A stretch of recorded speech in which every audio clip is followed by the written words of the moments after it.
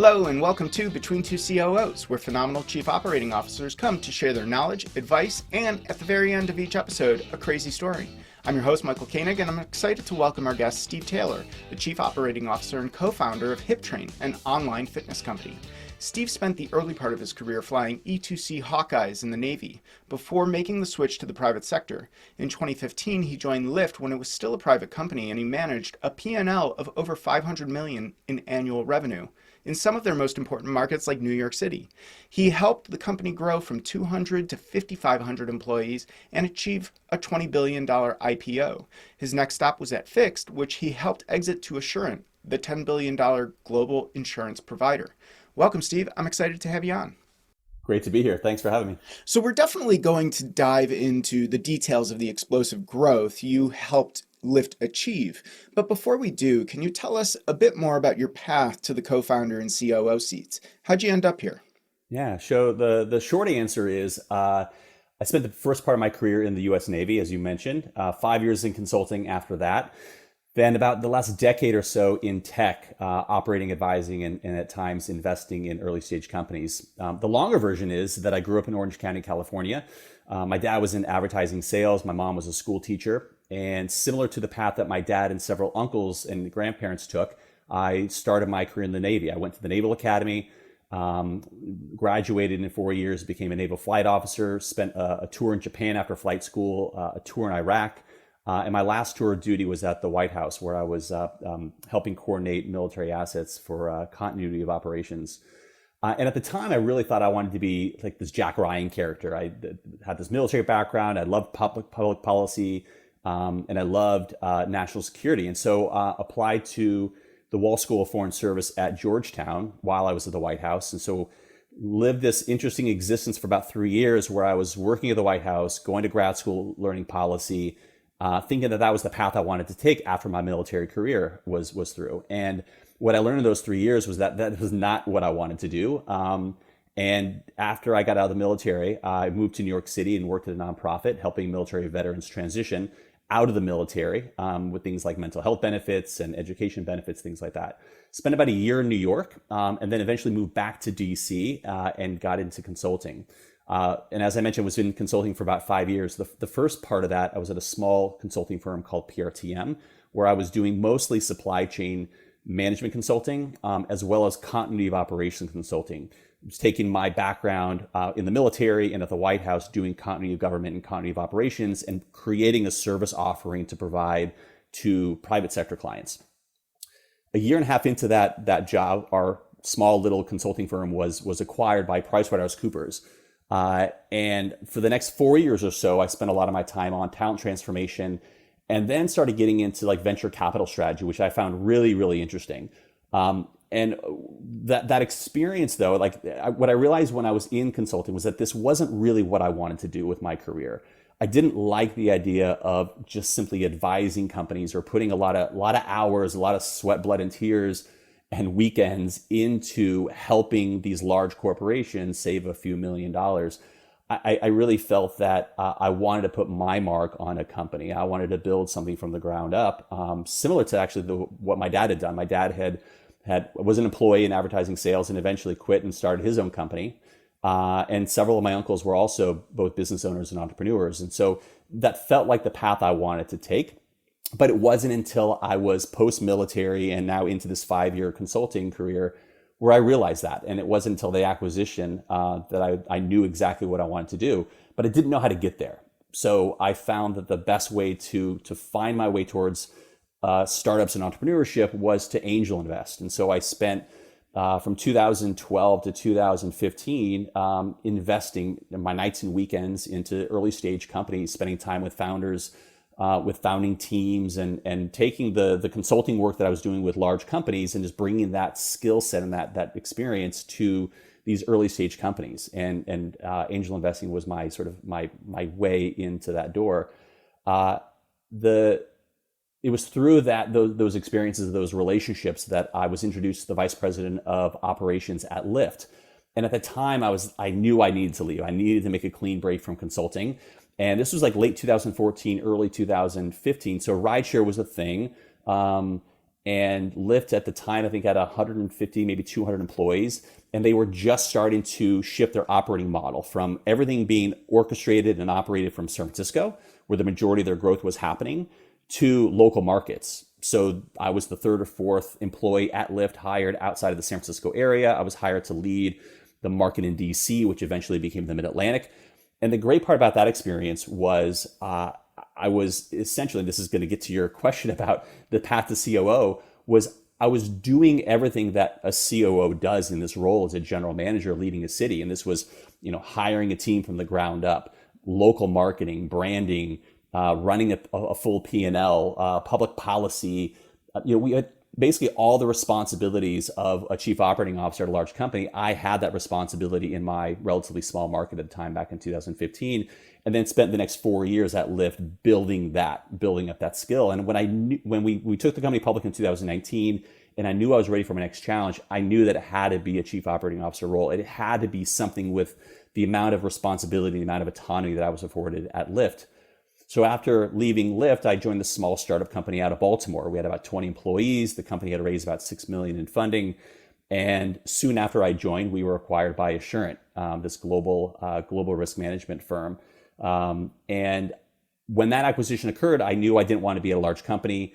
I then became this chief operating officer at Big Health, a digital therapeutics company based in the Bay Area. Was there for about 9 months and left to co-found Hiptrain, where I'm currently at. It's a truly remarkable journey.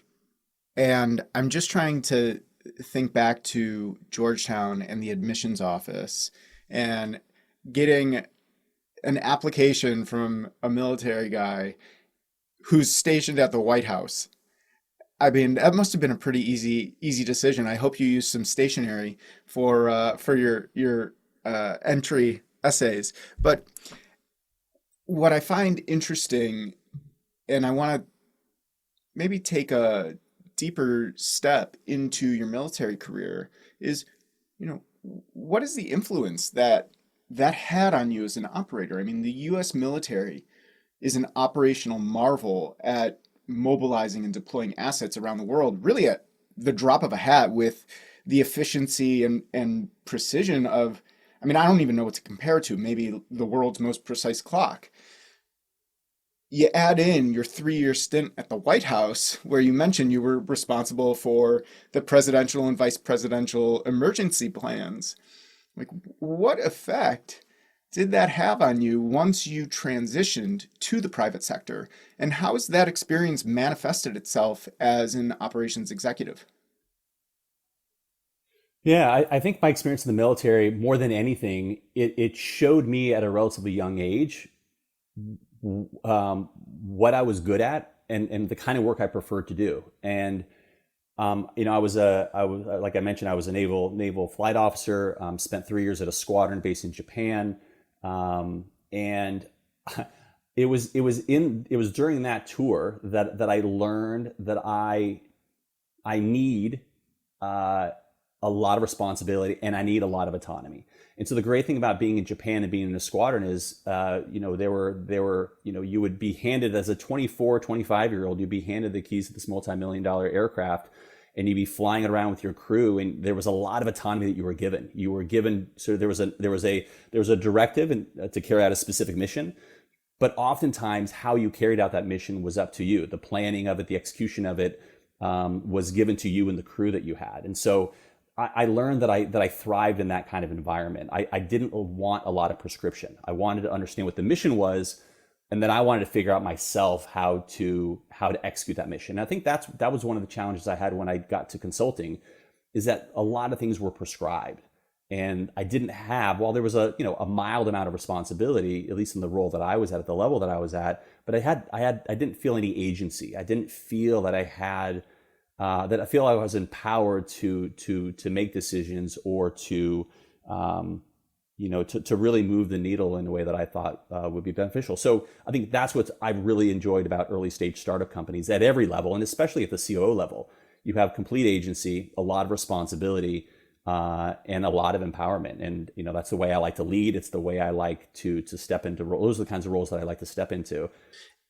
It's so interesting because you mentioned they hand you the keys to a multi-million-dollar aircraft, and that created that sense of responsibility to you. But I also don't necessarily associate the military with autonomy and agency. So it's also very interesting. And part of me can't help but think that you also wanted to maybe break out and have even more autonomy and responsibility there. So in terms of Lyft very early on, you talked about how you made your way there through your angel investing, how you made that connection. Beyond that, though, what is it that drew you to Lyft? I mean, I was an active user at the time. I was living in downtown DC. I was single. I was using rideshare a lot, not using my car, leaving my car parked. And I was like, this is fascinating. This is a consumer product that is truly changing the way I live in the city, the way I interact with the city, and the choices that I'm making. It was a brand that I loved, and it was a service that I was using all the time. So when the opportunity came up, I thought, wow, this is a brand. This is an amazing brand. It's an amazing service. And when I met the team and I met the founder, and I flew out to San Francisco and met like the larger team from marketing to operations to partnerships. I was like, these are the kinds of people that I want to work with. They have the kinds of attitude and perspective and ambition that I want to be associated with. That's so interesting. Now, Steve, I do have a question for you from the audience, which is actually a first for this podcast. Neil Shah, the former CMO of Venmo, Verizon, and now an executive at Two Cows, asks, when you were at Lyft, what did you hypothesize would happen, and how did that track with what played out? Interesting. So what I think would happen, I felt very confident from the moment that I joined that Lyft would be a successful company. And what I mean by successful, I knew that we would have an impact on people's lives. And I knew that, and remember at the time, we were also like Uber was and still is a huge competitor. And we were a distant second back in 2014, 2015. They had raised, 30 times more than we had. And I knew that we would be successful. And I remember knowing this because I remember meeting with John Zimmer during the co-founder and president of Lyft. And I remember meeting him during the interview process. And I asked him this question. I said, during this interview process today, I have not heard anybody mention Uber. And he says, and I said, is that deliberate? Is this is this a word or a company name you're not allowed to speak about in this office? He says, no. But what I find is, and what I think people believe in, is that if we are always talking about and always guessing what our competitor is going to be doing, we'll always be one step behind them. And if we continue to follow our playbook and lean into our mission, that's when we'll have the opportunity to win. And I knew when the co-founder of the company said that, and then I joined and I realized how true that statement was, I knew that we'd be successful. And again, I define success in a multitude of ways, but primarily that we would have a positive impact on the drivers and the riders that were using our service. That's a lesson that I learned as well. You can't fixate on what the competition is doing. And while it's important to pay attention to the competition, you can't make decisions and let that dominate your thought process.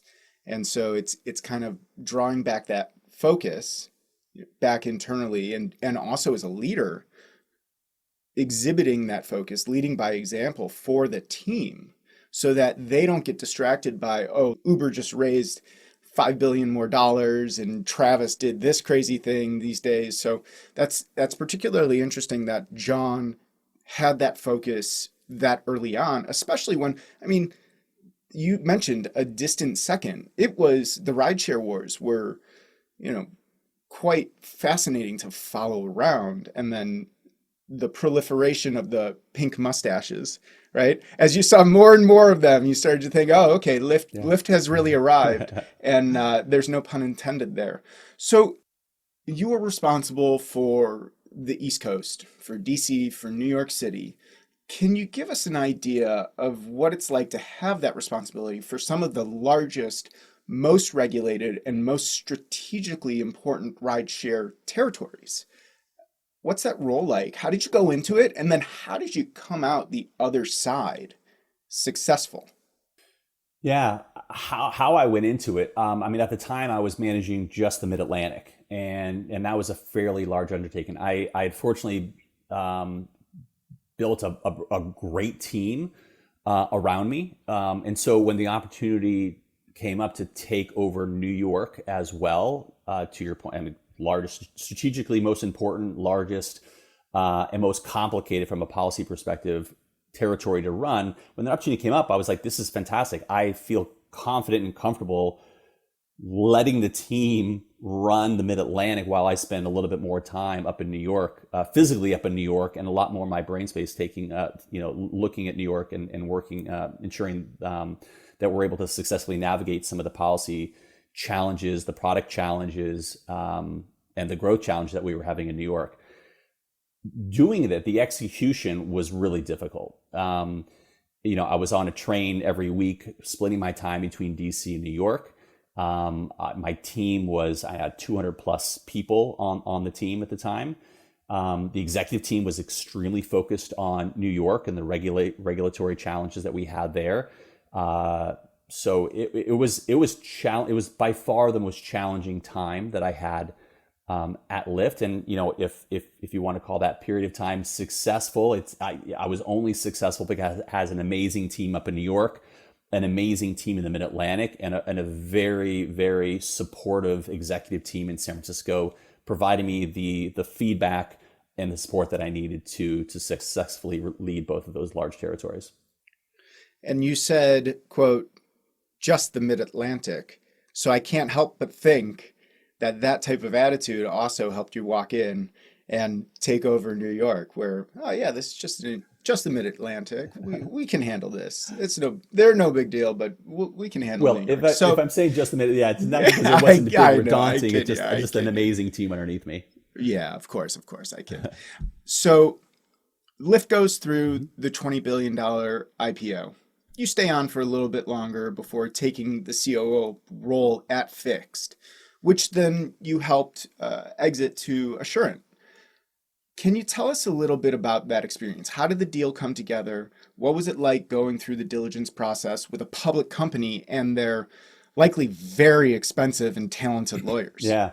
I mean, I'll start off by saying that transition from Lyft to Fixt was super interesting. I was impressed by how well prepared I was for that role, that chief operating officer role after leaving Lyft, because of the amount of responsibility I had during my 4 or 5 years at Lyft, right? Again, retail operations, local partnerships, marketing policy, running a full P&L. And so when I stepped into this role at Fixt, this much smaller company, again, only 20 people, and they raised a $6 million Series A, I felt extremely well prepared to tackle the growth challenges of this company. The interesting thing is, it was my third day on the job, we received a letter of intent to be acquired by Assurant. So I entered the role knowing that there was a possibility, knowing that there was a partner that we had, and the founder was very transparent about this. There's a partner that we had that was interested in acquiring us, but he said, listen, this may happen. This is not the first time I've had a conversation with a partner about an acquisition over the last 6 years. So this may or may not happen. And so I was aware of the possibility, but didn't think it was. I didn't understand. I didn't know the likelihood. Well, Wednesday after the Monday that I took the job, we received the letter of intent, and then I spent the next 6 months, 9 months or so working through the due diligence. The challenge of that period of time was, not only was I learning the job, learning the role, gaining the trust of the team, I was also co-leading the due diligence process with the founder and the head of product. That was challenging. The actuaries, I mean, this is again a Fortune 300 company, so the amount of lawyers and actuaries they had in our books, in our spreadsheets was overwhelming at times.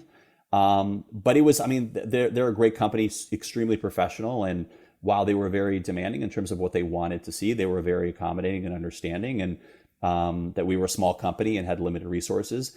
And by the way, that we were also continuing to grow. Because the thing that I learned in this process is that the acquisition is not the finish line. You have to sprint through the finish line, which is the acquisition, because there are goals and targets and milestones you have to hit after that acquisition.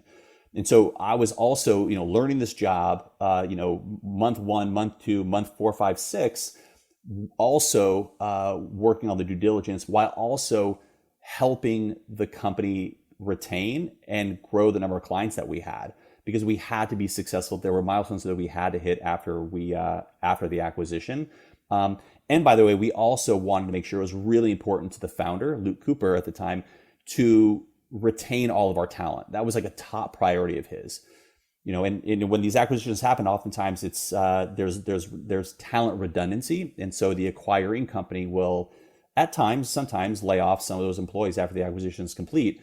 And it was really important to Luke and myself that didn't happen, that we found a soft landing for all the employees at Fixt. And so there was a lot of moving parts, and it was a lot of stress. But at the end of the day, and I think you could probably, the story rings true for anybody who's been through an acquisition.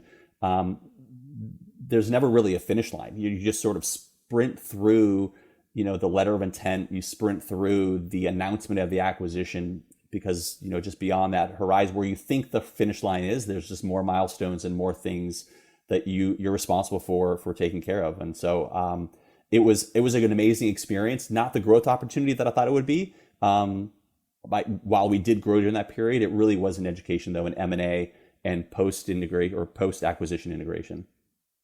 That's fascinating. And the experience that you had going through major transitions and milestones at companies prior to this. I mean, let's talk about, you mentioned the management consulting firm that you sold to PwC, and then taking Lyft through an IPO, and now going through M&A again, must have certainly prepared you to be able to lead a team through not only the excitement that comes with that, but also the uncertainty that comes with that. So diving a little bit deeper, you've now been a part of 3 businesses that take analog experiences and digitize them. First with Lyft, then with Big Health, where you made mental health accessible online, and now Hiptrain, where you've taken personal fitness online. Can you speak about those experiences? What are the challenges in changing behavior patterns and shifting people from those in-person experiences to digital experiences? Yeah, I first encountered this challenge like head on at Lyft, and I was introduced to this concept called the Maya principle, which is an idea from industrial design. And Maya, M-A-Y-A, most advanced yet acceptable, which essentially means that you're providing users or your customers with enough of what they already know and understand, with new features that are easy to adapt to. And so, in common speak, what I mean by that is the taxi industry already existed. Your friend picking you up in a car, taking you to the airport, already existed.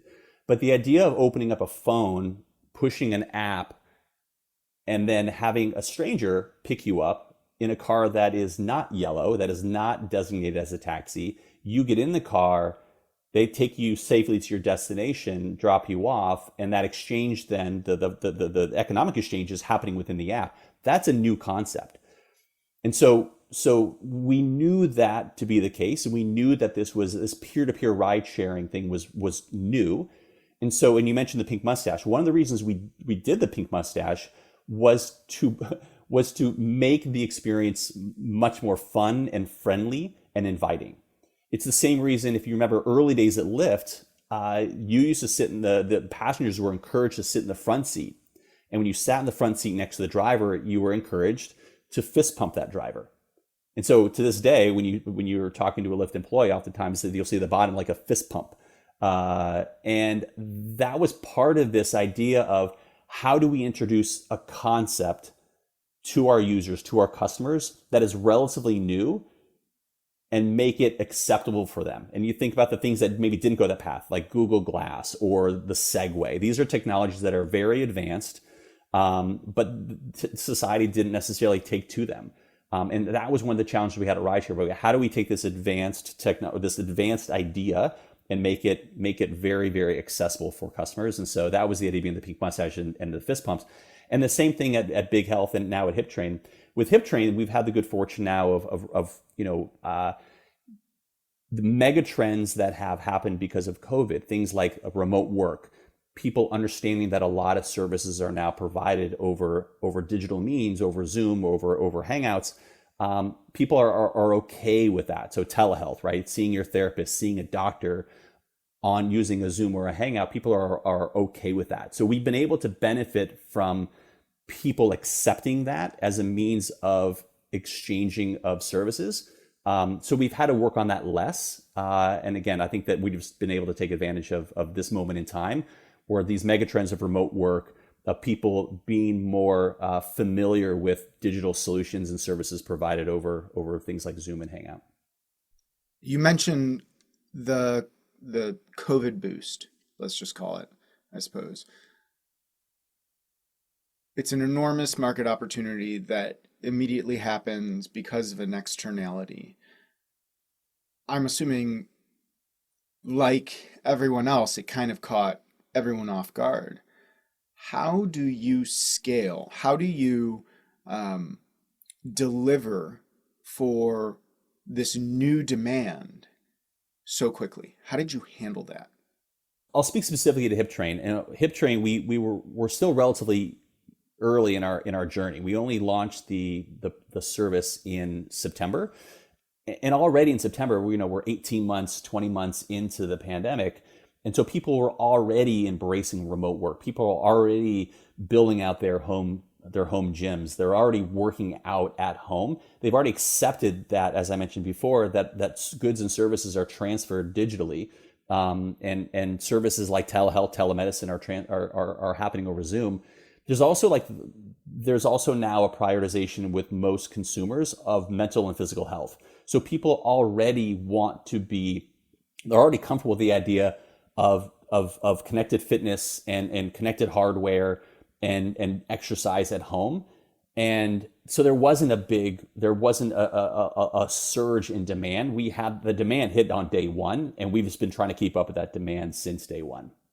That's remarkable. Most companies, like you said, you launched in September, but most companies have those early bumps and bruises before that demand comes to you. So you're sort of gradually, and of course you hit that J curve at some point, and then it's like, oh crap. But you have that history, and suddenly you launch in September, and it's demand from the start is a blessing and probably quite an interesting journey there. Let's talk about building marketplaces. Building marketplace businesses are notoriously difficult. I recall one of Fred Wilson's posts in which he described, and I'm paraphrasing here, marketplaces as having some of the most defensible staying power once they're established, but it's an enormously difficult hill to climb to get there. Now, you had a front row seat into what went into Lyft's marketplace build. How have you approached it with Hiptrain in order to avoid what many call the empty room syndrome? Yeah, so we've started off by solving this problem by really focusing on supply. Supply is oftentimes the most critical element, the most difficult element to build out, and we've been really lucky. We've been tapping into the personal training labor market in Latin America. So the majority of our trainers right now are in Buenos Aires, Argentina, and now Mexico City. And so we've been looking at different programs, different personal training certification programs. We've been tackling the typical Facebook groups and building out our network of personal trainers. And then through word of mouth. This kind of goes back to like how you build up supply at Lyft. You go through some very tried and true means of acquiring drivers, and then you just make sure you're paying them well, you're communicating with them proactively, and you're building a strong community. And we've done that in these local markets in Latin America. And now through word of mouth, we're gaining more and more traction on the supply side. On the demand side, as I mentioned before, these macro trends, one of which is this: people are now prioritizing their mental health and physical health in a way they weren't doing before. And they're looking for ways of exercising without having to go to the gym. They're looking for ways to supplement their gym exercise with at-home workouts.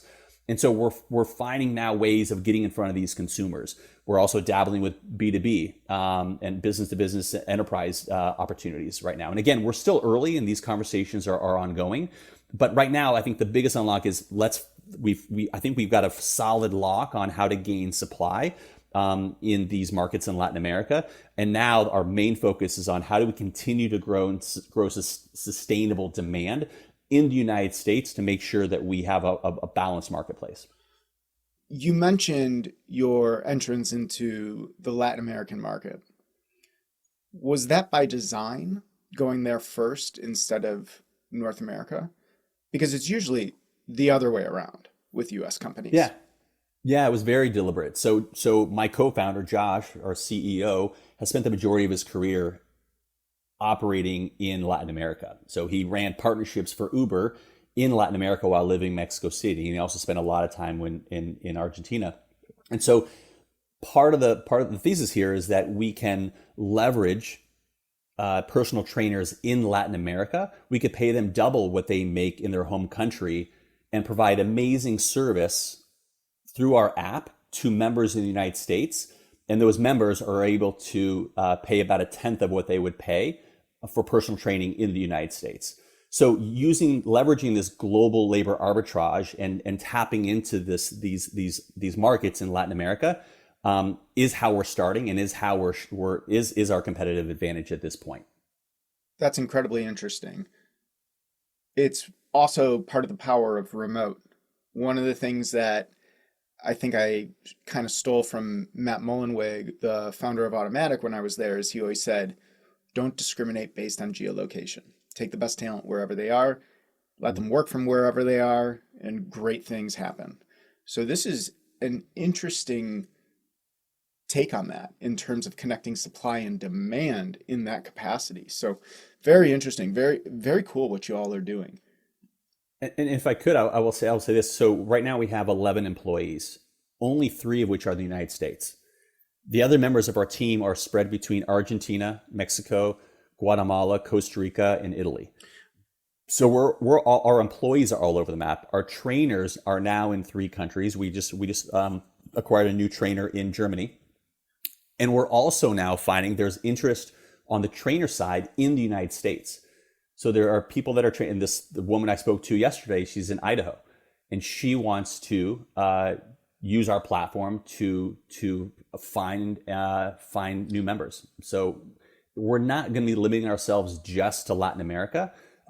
We are exploring the option of bringing in trainers that are also US based as well. Okay, time for my last and favorite question for you. We've all had those moments where you have a new problem and you've thought, well, never thought I'd see that. You've certainly had a lot of experiences that would have thrown you into those situations. Do you have one that comes to mind that you can share with us? I mean, I think it's the walking into my first chief operating officer role at Fixt, and on day 3 finding out, nope, instead of just growing, you're going to be responsible for growing, retaining, and going through due diligence because we just received a letter to be acquired. That was crazy. That was crazy, and that made that time at Fixt just really, really special. So I learned a lot about another marketplace that was different from the mobility space that I had been in. Made some amazing friends. Learned what life is like at an earlier stage company than what Lyft was at. This was again an early stage Baltimore-based Series A company, and then going through this M&A experience with this large Fortune 300 company. It was just an incredible experience, and I don't think I'll ever experience that again, where I walk in and the first week receive a letter of intent to get acquired. Yeah, that's amazing. We should really see who else is out there that has gone through that experience, and we can create a club because it's probably pretty exclusive. So, and what better way to get familiar with a company than going through the diligence process? I mean, really going under the hood and being there with the acquirer to learn everything and know the company better than you, right? Because that's what they're going for. Well, Steve, this has been absolutely awesome. Loved this conversation, and thank you so much for coming on the podcast. Where can people go to keep up with you and learn more about Hiptrain? Yeah, you could find me on LinkedIn at Stephen with a P-H-E-N Taylor, on Twitter at Stephen H. Taylor, and Hiptrain, simply hiptrain.com. Well done on getting a .com domain with the actual name of the company. Very difficult to do these days and not have it be a completely nonsensical made up word. So kudos right there. Thanks for listening to Between Two COOs. I'm your host, Michael Koenig, and a very special thank you to our guest, Steve Taylor, for joining us. Tune in next time for our next COO chat on Between Two COOs, and be sure to subscribe on Apple Podcasts, Spotify, or wherever you listen to podcasts so you never miss an episode. Just visit between2coos.com for more. And if you have a minute, please leave us a review on Apple Podcasts and tell others about the show so they can get great advice from phenomenal COOs. Thanks for listening to this week's episode, and until next time, so long.